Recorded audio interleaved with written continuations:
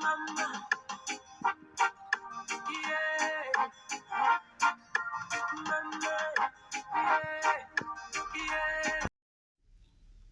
Greetings. Today I'll be reading Roll of Thunder, Hear My Cry by Mildred D. Taylor, which is an absolute masterpiece, not just in my opinion, but millions of other people find this book one of their masterpieces also. I read this book when I was really young. I think I just found it in the library somehow, and it has a couple of sequels, which I read also, and the impact that it's had on my life, I didn't realize until I just got older.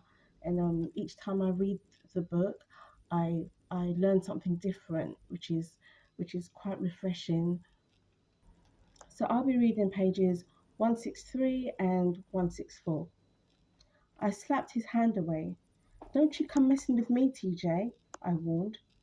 Again he laughed, then said soberly, "Well, this is a fine how do you do. I come all the way over here to introduce my friends, RW and Melvin, to you all, and you all acting like you all ain't got no manners at all. Yeah, old RW and Melvin," he said, rolling the Simmons's name slowly off his tongue to bring to our attention that he had not bothered to place a Mister before either. "They've been mighty fine friends to me, better than all of your. Look, see here what they give me." Proudly he tugged at the suit coat. "Pretty nice stuff, eh? Everything I want they give me, because they really likes me. I'm their best friend." He turned to the Simmonses.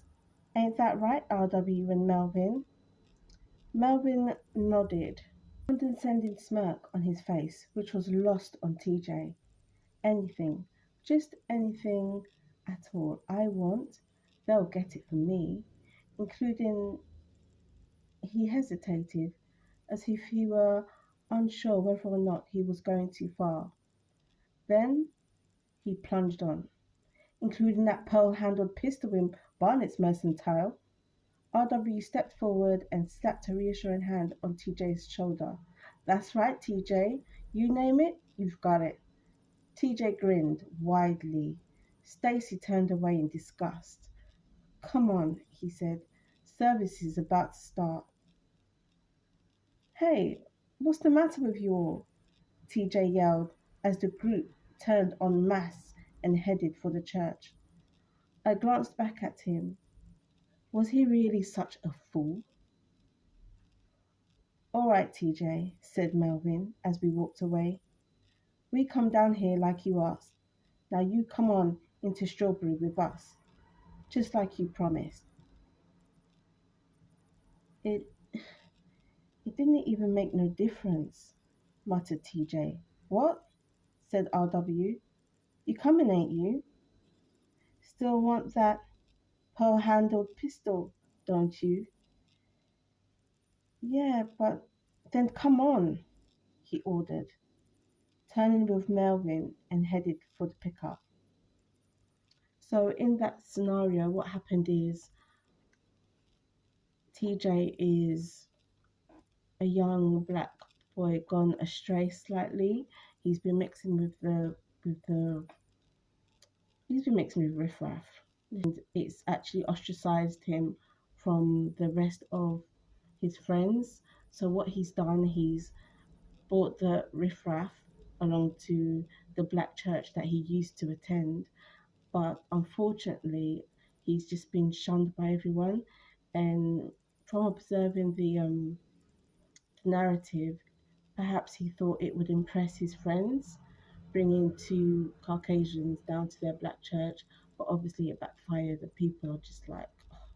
So there's different things happening within the story, and throughout the book, you see the journey of friendship and non-friendship between himself and the rest of the black community for a variety of different reasons.